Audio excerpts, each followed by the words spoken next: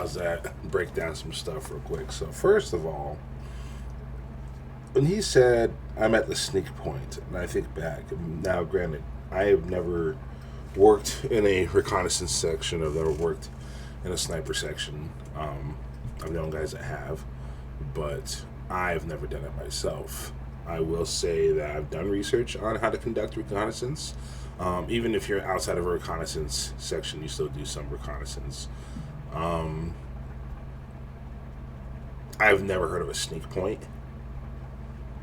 There's an objective rally point that is your last uh, little safe spot before you go to the objective, and it's usually offset from the objective, and then that's where if you get separated, things get hairy. That's where you're going to go to regroup and reconsolidate. Um, I feel like what he should have said was, "I'm at the objective." That's where he is at his objective. The other thing too, and I get it, like it's exposition and it's a writer's thing where it's like, do you want to keep it realistic or do you want to fill in the reader? And I'm like, I feel like Metal Gear Solid 3 actually did it better, where it shows a flashback where Snake receives a briefing. So, do you have missions where you get briefed en route? En route, yes. So maybe if he was on the bridge walking, could have gotten the brief, but I don't think you would have that long block of exposition while you're sitting there on the objective. Once you're on the objective, especially you're by yourself, this is a singleton operation. You have no backup.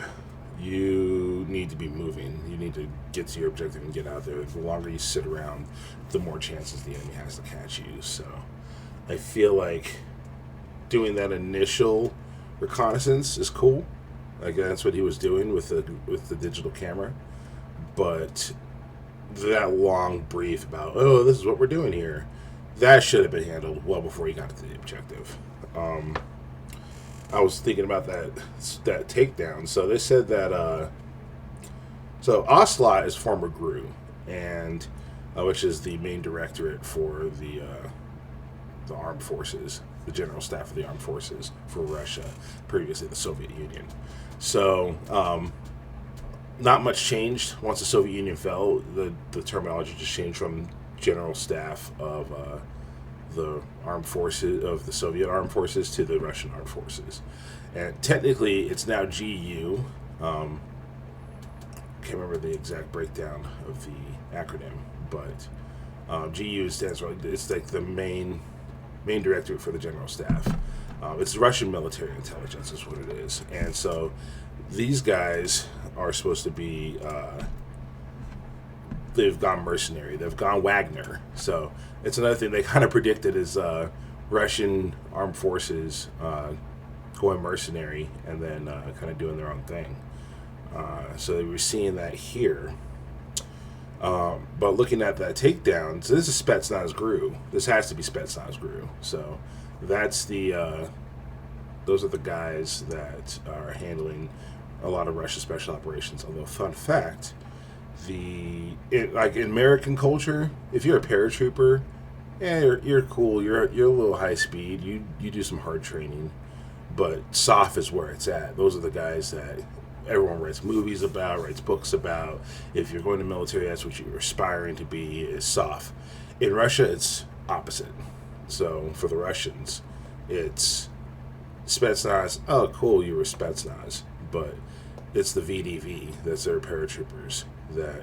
Those are your high speed guys. And if you look at certain accounts of combat from Ukraine, you run into standard Russian invaders, and they're mostly shit. But you encounter VDV or you encounter Spetsnaz. It's worse to encounter VDV than Spetsnaz, but either one of those guys, either one of those groups, they actually know how to fight. I'm sure that their capability has been degraded throughout the course of the war. Because even if you take that the VDV and Spetsnaz are like top notch of what the Russians have to offer, there's only so many of them, and a lot of them are getting killed because the Ukrainians are well trained as well. So, and they have better equipment. So, it's but I'm looking at this takedown, and I can't remember how Spetsnaz is broken. I think Spetsnaz does have a section that is naval infantry. That would be the ones that would be conducting this kind of operation. Um, that's a maritime op. It's a VBSS, visit board search seizure. That's not something you would hand off to your ground forces. Certain ground forces have trained in it, but that's the domain of your maritime SOF. So I'm guessing, like you heard the choppers, they did. I didn't see people fast roping down. You think that would have alerted people? I feel like those guys probably came up on a rigid hold inflatable boat. We'll call that the Zodiac for colloquially. Well, that's a specific name brand. They probably came up on the Zodiac, used a caving ladder, climbed aboard, and then took out those Marines. So they were the advance party. They cleared the deck to allow those choppers to come in and fast rope those troops onto the deck. Yeah, that's the long and the short of it that I can see right now. But you could tell, like they mentioned, that the water line was too high. So if you have cargo in a ship, if you have cargo that's heavy, it's gonna push the boat. It's gonna push the boat further into the water, raise the water line. So that wire is accurate. He said looking for threats from the stern of the boat. I don't remember my nautical direction. I know there's forward, aft, port, and starboard. I know that starboard is right, port is left. Forward is obviously the front, aft is the rear. I think the stern is the rear. I could be wrong, but I'm not a maritime guy. I've picked up a lot of it through research, but I was a soldier. I wasn't a sailor, and I wasn't a Marine or anything like that. So, but with that, that pretty much sums up what we're doing. So we're going to try to get evidence of. Oh, the other thing. I get why they wanted tranq darts. It's like a popular spy fiction trope. Is tranquilizer darts. I get it. The thing is that with tranquilizers, to work efficiently, you have to really tailor that to the person. There is no one size fits all thing. So if it has enough tranquilizers to take down a bull elephant, you run the risk you can overdose on tranquilizers and you can die. So at that point, you just have a really inefficient lethal weapon. So in real life, if you're going to do a mission like this, you would bring if you are going against Marines and you wanted to reduce your charges if you got caught, you'd either bring no weapons or maybe like a collapsible baton or something, but you would not bring a tranquilizer gun. And your priority, if you brought, regardless of what you brought, whether it was a baton, whether it was an actual gun, you're not engaging. You're just aiming to just sneak around everybody and avoid detection. Because even if like with these Russians in real life, you got 18 Russians or more on the ship. You get caught by one. Now it's 1 on 18 if they all bum rush you, and you're gonna die. Like unless you're in a really good position, you can get them in like a fatal funnel. You're gonna die. So while the tranq darts, I'm gonna use the tranq darts, but in real life, tranquilizers. That's like how you would do tranquilizers would be. You would get a group of people to like tackle the person and hold them down, and then you would know, hey, my target is 6 foot, my target is 250 pounds, whatever. Cool. I need to administer this much anesthetic to knock them out. And so you would pin them down, you would restrain them, and then you'd dose them with like ketamine or something like that, and you'd knock them out. And then you keep administering doses regularly to keep them incapacitated. That is how a real tranquilizer would work. There's no tranq dart gun like this. They did base that M9 off of an actual M9 suppressed system that came before the modern wave of modular pistols, like the Beretta M9A3. I believe you can run that with a threaded barrel, and it has a Picatinny rail. So you don't have to do all of this stuff that you have to do with a standard Beretta 92 FS, which I believe is the actual basis for the M9, not the F. Which I couldn't tell you the difference between the models, but that's what I remember reading. But yeah, that tranquilizer thing, it's fiction. It's straight fiction. But now that we've gotten all of that out of the way, we've broken that down, let us trank our guys and find a place to do some pull-ups.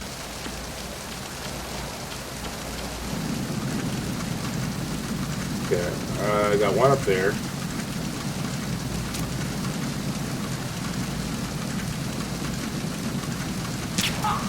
He's down.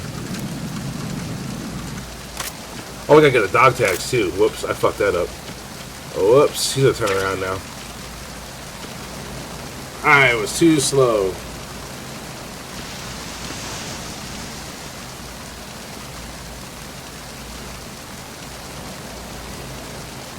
Is he going up the stairs? Oh, he's coming back to me.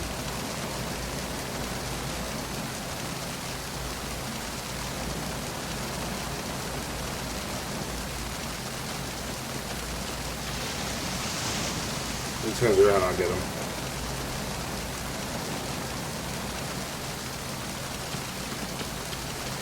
Freeze.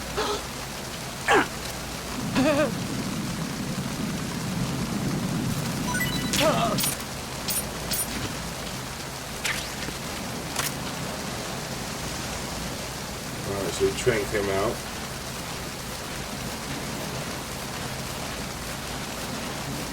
I couldn't kill him.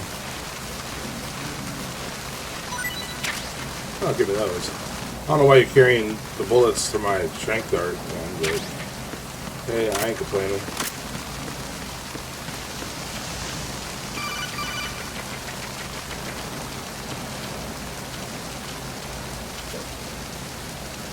One, two, three, 4, 5. He sucks so far. Alright, do it again. 6, 7, 8, 9, and 10. So I got Hotel, Tree Kilo Zero, Twitter follower of mine that will be watching and listening while they work. What's up? Hope work goes well for you. And I hope that this proves sufficiently entertaining. Oh, this part's kind of boring. Because I need to get 100 pull-ups. So that's 15.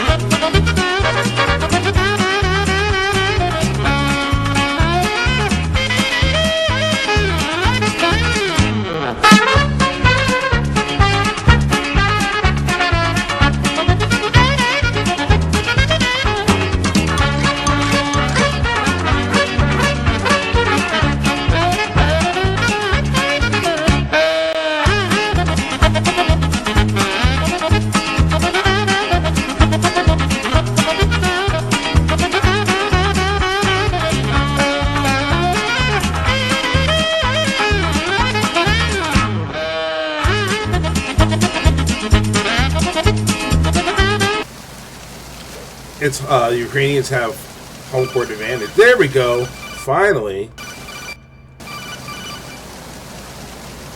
Congrats, Snake. Looks like those pull-ups were worth it. Your grip strength is up. Finally. One. But finally it was the Ukrainians have something to lose. Like, they know if they lose the war, that's the end of their culture, that's the end of their people. And they have skin in the game. They've got to win. Like, to them, there is no failure. Like, failure is not an option. It can't be an option. So they're fighting harder, and then they have better equipment. And then we all know like how the Russians have like rampant sexual assault in their ranks and such. And there are a lot of factors, but when Clancy wrote it, I feel like they were a more competent enemy, but I feel like the last decade or so, the Russians have been relying on good PR, and it's biting them in the ass now. Let's see how many I can do. 4, 5, 6, 7, 8. So you can do 8 now. Okay. Well, we're good with that. Let's go inside.